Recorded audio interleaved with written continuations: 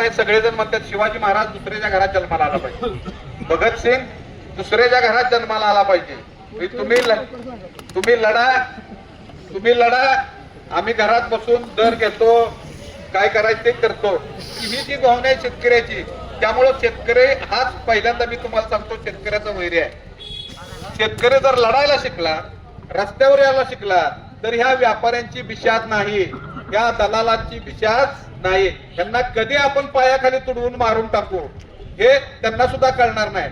पण आपण माझा शेठजी लय चांगला आहे, उचल देतोय, अरे 2% देतोय काय फुकट देतोय? तुम्हाला वाटतं लगेच मागले मागला दिला, फुकट दिली तर मग शेठजीचं पाय धरून पाणी, त्याबद्दल माझं काय दुमत नाही. पण ते तुम्हाला व्याजाने पैसे देणार तरी तुम्ही त्याला चांगलं म्हणणार. ही पद्धत जिथं चुकतंय तिथं चूक म्हणूया, जिथं बरोबर आहे तिथं बरोबर. आता अनिल शिंदे सरकार म्हटले चांगला दर दिलाय, काय वेळा मला वाटतं सरकार तुम्हाला 550 चांगल्या क्वालिटीच्या बेदाण्याला चांगला दर मिळालाय. पण त्यामधल्या ज्या त्रुटी आहेत, दोष आहेत, ते दोष आपल्याला दुरुस्त करायचे आहेत. पेमेंटचं मी तुम्हाला सांगितलं 21 दिवसाचा नियम आहे, 21 दिवसातच मिळालं पाहिजे.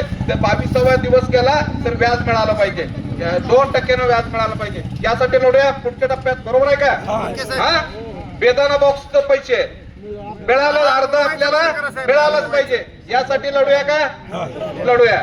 परत तिसरा प्रश्न, उधळण केल्यानंतर तो 100 बॉक्स उधळ आमच्या एका सौद्यात 500 ग्रॅमच तूट धरली पाहिजे, बरोबर का? तो किती पण उधळ, पण किमान 500. आता तुम्ही 2 किलो 4 किलो 10 किलो काय पण म्हणाले इथे घेताय.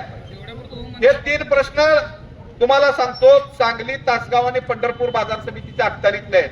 या तिन्हीवरती आपण आता सोलापूर जिल्ह्यात आपण लगेच बैठक घेऊया. म्हणजे मी तासगाव आणि सांगलीला तयार केलं भाऊ की बेदाना बॉक्सचे पैसे द्यायला, पण पंढरपूरच्या बैठकीला मला येता आला नाही, विषय लांबला तो राहिलाय.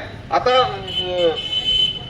सोलापूर, बार्शी आणि मोहोळ तालुक्यातले मोठे शेतकरी आहेत, मी तिथं दोन्हीकडे येत्या 15 दिवसातच आपण बैठक घेऊया आणि पंढरपूरच्या बाजार समितीवर आपण जाऊया, तिथल्या व्यापाऱ्यांना तयार करूया आणि हा प्रश्न आपण मार्गी लावूया. म्हणजे बेदाना बॉक्स 21 दिवस आणि